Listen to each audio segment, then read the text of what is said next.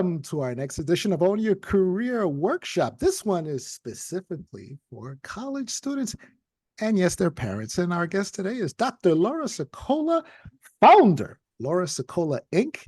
Thank you so much for being with us today, Dr. Sicola. It is a pleasure to be here, Rod. Thank you so much for inviting me, and feel free to call me Laura. All right, Laura, it is. It was a Prospanica event that I mentioned, and you spoke about just the opportunity of speaking, of being and using technology in that. And I said, oh, we need our kids. We need our kids, I call them kids, our college students, to get to know you and get to know the experiences that you have, because as I work with them, the thought of presenting, the thought of having a microphone is almost like, oh my goodness, I can't hold this thing. It's like taboo. We want them to do better, and many of them are first gens. So first question, Laura, is I have to do a presentation. I have a lot of great ideas in my mind, but how do I kind of put it together to be a concise 5 to 10 minute presentation where there's so many things in my mind? I think most people approach presentations from the wrong direction. If you think about it, when you're taking your audience, your listeners, whoever's out there, you're not just talking at them. It's not about what's everything that I want to say. How do I dump it all on them in 10 minutes or less? We want to think about, what do they need to know? What do they want to know? And when we think about it, like you're taking them on a journey, you get into your car, you're going to take out your GPS, and you need to plug in the destination first, right? You can't just get in the car, turn on the GPS and say, go. It's going to say where. So enter destination first. Think about it in terms of 3 key outcomes, 3 levels of impact that you want to have on the audience. What do you want them to think when you're done? What do you want them to know, to understand, to believe?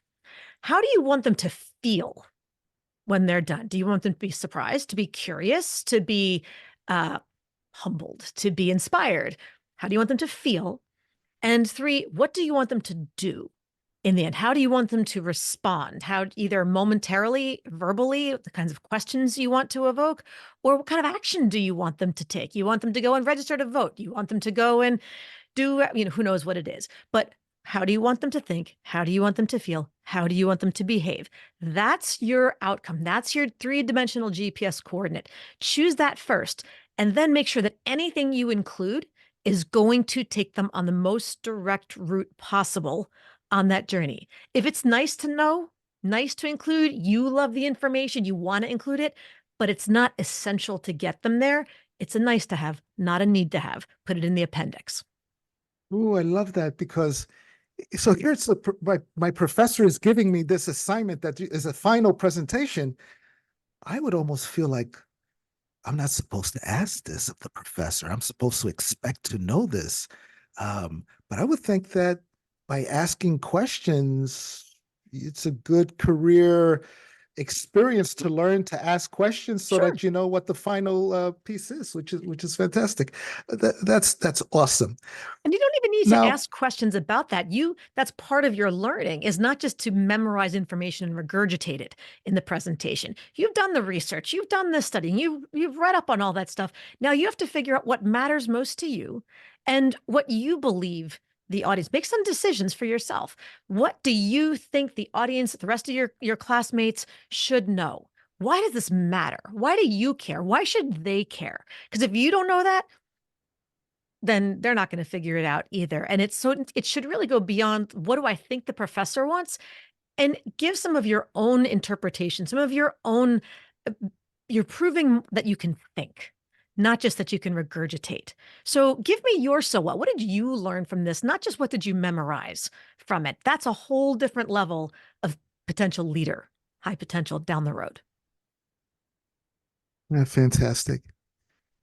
How do I get that presentation to be concise, to be spot on, to really narrowing the information that it's like powerful, but yet efficient in time?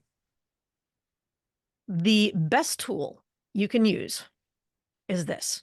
And I don't mean Google or anything GPT or AI oriented. I mean the video camera. Create your draft of your presentation and then just talk your way through it. Rehearse a couple of times, 5-10 minutes. That's not a long presentation. You're not talking an hour here. So just record it once. Don't worry if it's perfect. Just dry run your way through it early, like several days before you're actually done. And just see how long it takes. Because the biggest mistake most people make is that in the moment of presenting, they have absolutely no ability to gauge time. Your sensor is totally off when the adrenaline's kicking in. So what you may think is a 5-minute presentation and you ad lib a little here and you sort of go off on a little tangent there and you tell a little story. 25 minutes later, you're still babbling. You need to get clear early on and say, okay, I think this slide should take me about, a minute to tell. All right, well, record yourself and see, does it take you a minute or was it 4.5 minutes later that you're moving on to slide number 2? That will cut out the fat real fast where you're going, oh my gosh, I babbled for so long. Note to self, just don't tell this story. Stay away from this. Make sure you get to this first. Don't preface everything with, just, Laura, get to the point, and force myself to cut everything else out. But trust me, you watch yourself on video once, 90% of your problems will disappear in round 2. Yeah. Should I read my presentation? Should I have index cards in my presentation? Should I just do it extemporaneous? What do you recommend? Do not read your presentation. Let me ask you this. Do you want someone to read their presentation to you? Classmate after classmate, 5-minute interval by 5-minute interval, someone else reading their presentation from their note cards or from their handout and printout to you, or just turning around like this and looking at their own slides over their shoulder as they read all of their presentation, which is in full sentences on the slide. Snore. Please, the best advice I can give you is be the presenter you'd want to listen to. If you watched somebody else get up there and you know what you've seen 75% of your classmates do and bore you to tears, ask yourself, what are they doing that's boring me to tears? Then don't do that. So does it make it a little bit harder? Maybe. Will you do a whole lot better? Oh yeah. Perfect isn't necessary, especially for those of you, and I give you so much credit. If English is not your first language, no matter what level of fluency you are, no matter how long you've been in this country, no matter how long you've been studying English, I know that is terrifying. I speak 4 languages to varying degrees of how I can get myself in trouble. But, so to be able to present in a native language is scary enough. To have to perform in a second language, suddenly we're hyper aware of all of our imperfections and grammatical questions and pronunciation issues and all that stuff. Let that go. The question is, can you make your point heard? Can you do it effectively? Does it seem like you care about what you're talking about? Help me understand why I should care. Right. Connect with me. A couple of grammatical things here and there, forgetting the plural on the S or the past tense where it should be past tense.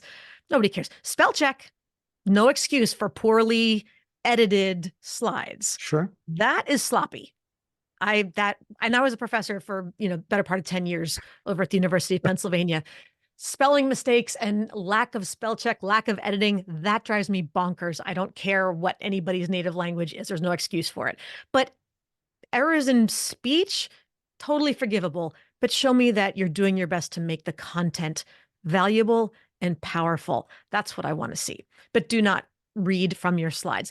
And there is also a really important distinction that most people make the mistake of thinking it's a binary choice. Should I script my presentation or should I wing it to sound natural and authentic? It's not black and white. There's a whole scale in the middle of being prepared. Yes, rehearse. Yes, practice. Yes, hone your stories. If you don't have to script it if that means you're going to be reading stuff or trying to memorize and looking at the ceiling, trying to remember what your next sentence was. That's not, but in between is just being prepared. Rehearse and be prepared. That's how to be effective. Yeah. Perfect. Non-verbal communication techniques. It's not just what you're hearing, but I'm seeing you. I'm looking at the presenter. Yes. What are some things we should be mindful of? Smile, for starters. Look like you're glad to be there, even if your knees are shaking. Put a smile on your face. Look forward to connecting with the audience that way. Most people's face looks like they're about to have a root canal when they're presenting. So if you look like you're in pain up there, most people are thinking to themselves, oh, this is going to be painful to Oh, watch. That doesn't set people's expectations effectively. So just start by smiling, number one. Part of the reason you don't want to be looking behind you at your slides the entire time is because you break eye contact with the audience. Do your best to look at everybody. You want to make each person feel like they matter to you. And they do, they should, because you matter to them in that moment. Be mindful of a few things. So, for example, you can move. You don't need to, you want to win an Academy Award, not look like one. You know what I mean? You don't need to be the statue, so to speak. Gesturing is fine. We don't want to be flailing all over the place and just, it's a lot of people have propellers, like an airplane on the end of their arms as they're talking. You're not going to take off. So don't just do this. This is the nonverbal equivalent of, I mean, you know, put it down. You don't know. They don't know. That's why you're teaching them. So watch for that. And when you're standing up, you want to make sure that you're not shuffling your feet too much. A lot of people will sway back and forth, hip to hip, foot to foot, yeah. as they're standing there, and it kind of makes you seasick going back and forth. And sometimes, and for some reason, it's only guys. I've never seen a woman do it, but the guys will rock front to back, heel to toe a Mm. little bit. Again, the motion sickness piece. So be careful about how much fidgeting you're doing and what you're playing with. Are you someone who plays with your hair a lot, or who touches your face if you haven't shaved for a couple of days? Do you do this as you're talking, or do you constantly do one of these as you're thinking about things? Um, do you have a pen in your hand? Are you a clicker the entire time? You probably have the remote in your hand to advance your slides. Are you playing with that? I had somebody that I was coaching once for a pitch competition, a college student, and on the back of the remote, there's the battery compartment. And she just sat there with her thumb clicking the battery compartment, open, click, click, Oh, click, click, click, click, click, click. So all these little things people don't realize they're doing. And these are, it's not that you want to stand still again and be totally immobile. That doesn't show confidence. Let go a little bit, relax yourself, but just controlled motions. Don't worry about pantomime or scripting what those should be either, but um, avoid T-Rex arms. It's when your elbows are pinned to your sides and you just kind of move your hands because you think you're supposed to do something. That's no, that's too funny. T-Rex arms. So just, again, dislodge your arms and be able to move naturally, but contained. Beautiful, beautiful. Well, great, great tips, great tips. Laura, you work with college students as Mhm. well. Many times they're asked, certainly in preparations for their career and professional development, this elevator pitch. Mm. What's an elevator pitch to you, and what makes for a good elevator pitch? There's a lot of different applications for that phrase. So, for your purposes, unless you're in a sales job of some sort, it's not about selling. Ultimately, an elevator pitch is an introduction. An elevator pitch is an invitation to more conversation. And our objectives in an elevator pitch should be to give people just enough information about who we are that it makes them say, that's interesting. Tell me more about something that you said. So we don't want to data dump our whole life history and all the classes we've taken and all the leaderships opportunities we've had and all the different clubs we belong to and where we're from and how many siblings we have and all that. Too much. It's like open mouth, turn on fire hose and drown the audience in data about us. But we also don't want to go to the opposite side and be like, well, I don't really like to talk about myself. So, if you want to know something, just ask me. Well, you give me nothing to work with. And so you're going to make me do all the work to figure out what I have to pull from you. That makes me go, yeah, you know what? You're too much work for me to talk to. I'm going to go find Mm, somebody else who's going to make me feel like they want to talk to me, who's going to want to share great with point. me and learn from me and have it be the seed of a relationship that we're planting. That's what matters. And an elevator pitch should be the seeds of a relationship. How do I get to know you and get you to know me? And we go from there. Yeah, wonderful. Storytelling. Mm. The ability to incorporate a story in my presentation. I hear it's, it's very engaging. It makes people connect with you at a different level. How much storytelling should I have in a presentation, depending on the length and just your ideas on what type of story should I share? What's most important is to think in terms of what's relevant and essential. A story in a presentation should illustrate data. We don't just want to get up there and show bullet after bullet, spreadsheet after spreadsheet, cell after cell, and that's dry. If you're going to tell a story, it should be to give an example, to give a case study, to talk about what these bullet point theory ideas look like in real life, either future hypothetical projection or real application in world statistics or childhood hunger or whatever it happens to be. Tell me the story of someone who is an example of what you're describing. There's also a difference between telling a story and rambling. We need to be able to tell that story as concisely as possible. We don't need the entire movie. We need the trailer. We need the teaser, the shortest version possible. And to the extent that anybody out there is going, well, but my culture, we give a lot of detail and we give a lot of background. Well, guess what? You got 10 minutes. So use it any way you want. And if you want to spend 6 minutes telling one story, then you have 4 minutes to achieve the rest of what you have to do. So you make your decision. It has, in the end, unless the topic is a cultural topic, the way that you present an official presentation, culture, if necessary, should come in strategically. But in the end, everybody comes from some culture. You have an objective. The professor is going to grade you. The interviewer is going to decide whether or not to hire you. The boss is going to decide whether or not to let you communicate directly with the client based on whether or not you can achieve their goals, why they're paying you or why they're bringing you here, what they need to learn about you and from you, not just what you want to share. What you communicate is about what they hear, regardless of what language it's done in. So yes, stories are valuable judiciously and to illustrate your ultimate goals point. Beautiful. Sometimes we think about leveraging technology in a presentation, PowerPoint, certain use of technology. What are some things you certainly recommend, and some other things is like stay away from this. This could bring trouble. Be very careful of AI. Believe me when I tell you that, not like that it's going to take over the world. I don't care about that. But I mean more from the perspective of be careful about getting ChatGPT or whatever other Claude, blah, blah, blah, to create your presentation for you, thinking that it will do a better job than you. Believe me, university professors are fully aware of how students are leveraging it, and they know what to look for. And they know if what you're turning in is not your work and that looks like something that ChatGPT spit out. So cheating, thinking it'll look better, there's a difference between using a tool and letting something else do the work for you. So be careful of where that line is.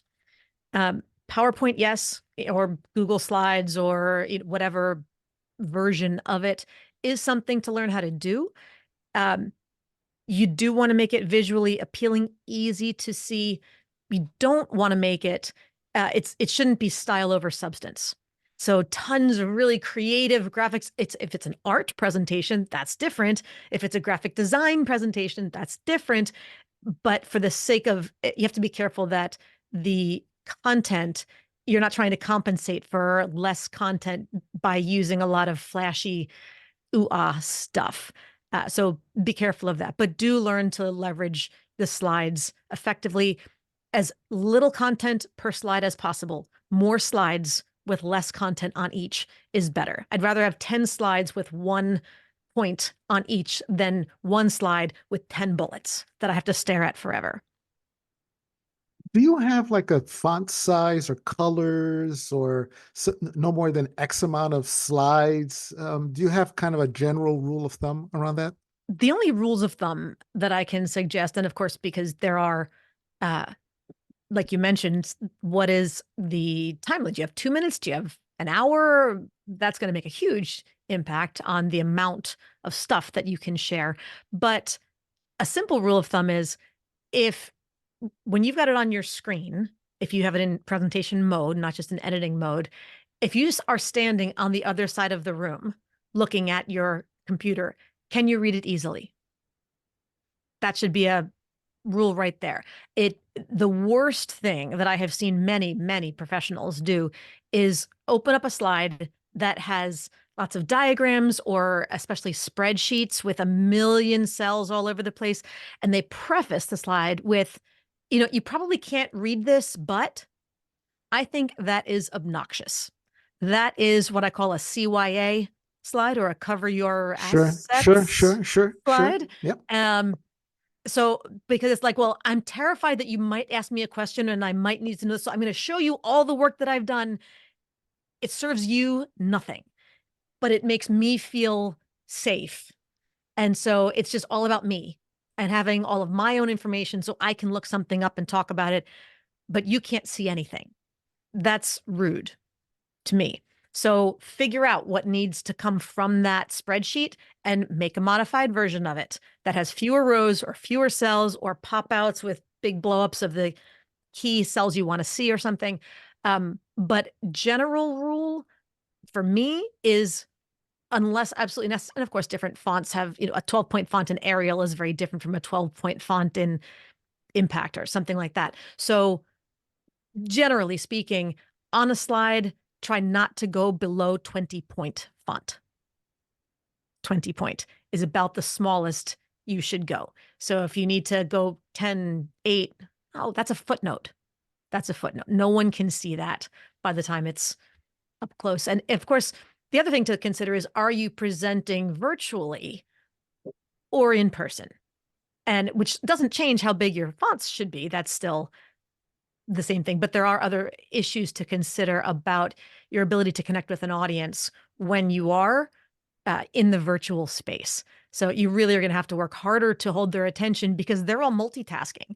They can't cheat as well. I mean, yeah, okay, if they're in person, they can be on their phones and ignoring you that way. But if they're here, I guarantee if you're not interesting, if your slides are boring and not holding their attention, they're just going to check their They're gone. email or sports scores or, whatever else you want. So you got to really work harder to hold Yeah, their attention.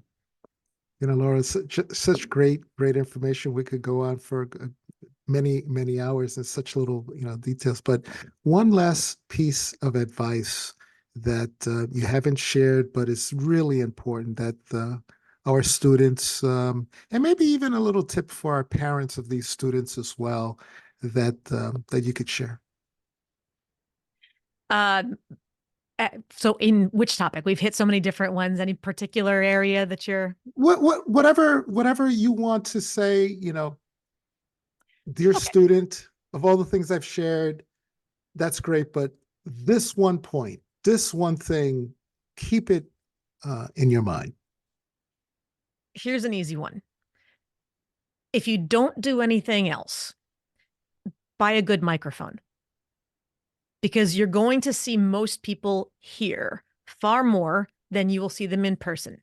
And when most people in corporate America and wherever else get on a Zoom call, a Teams call, a Google Meet, whatever it is, let's see. This is what they sound like. How does this sound to you, Rod? How do Not not so good. Not professional. does this make you want to listen to me more or less? Less, Does it make me especially after listening to you before. right? And does it make what I'm saying easier to understand or harder to understand? Harder. Does it make you work harder or be able to relax and in order to understand what I'm saying? Yeah, harder. Yeah. Yeah. So now let me remove all the pain and take this Okay, this is better now, right? Immensely. See, even just by shifting back, you went, there's an exhale. There's an ease. It's a thank you. So, Like a pose. yes, it's totally different. And what most people don't understand is that the average microphone that comes with your computer, even AirPods, they make everybody else sound great to you. They don't make the microphones are an afterthought. The microphones are very subpar for as expensive as they are, but you should be buying a you should be buying a microphone for $100 to $150. I know it's a little bit expensive, but ask Santa at Christmas, ask your abuelita for your birthday, ask, whatever it happens to be, where it doesn't matter. Ask your little sister for quinceañera to buy, to lend you a couple extra dollars it's an investment. It is an investment because if you're going to make people work just to understand your words, trust me, they're lazy. On a podcast, if you hear someone speaking with poor sound quality, you just give up and tune out, don't you? But when the sound is crystal clear, it makes you feel like that person's in the room with you, and subconsciously, they sound smarter to you. So when you're on a group call with your boss, with your professor, with your classmates, with your teammates, whoever it is, knowing there's a variety of sounds, do you want to be the person who sounds most powerful, most crystal clear, most compelling? Again, subconscious bias on the part of the listener. It exists. Leverage it. Or do you want to be the person who sounds the worst and the person who people want to listen to the least? Don't do it. It is worth the investment. Upgrade your microphone.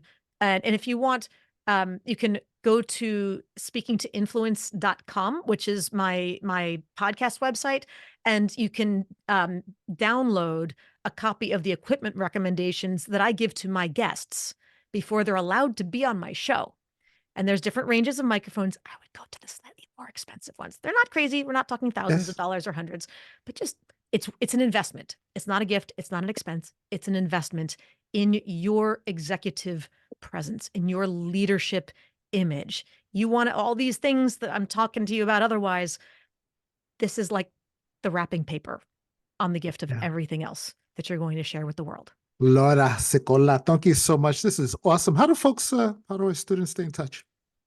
Well, you can always, of course, check out my podcast, which is Speaking to Influence on whatever platform you like to listen to. But reach out to me on LinkedIn.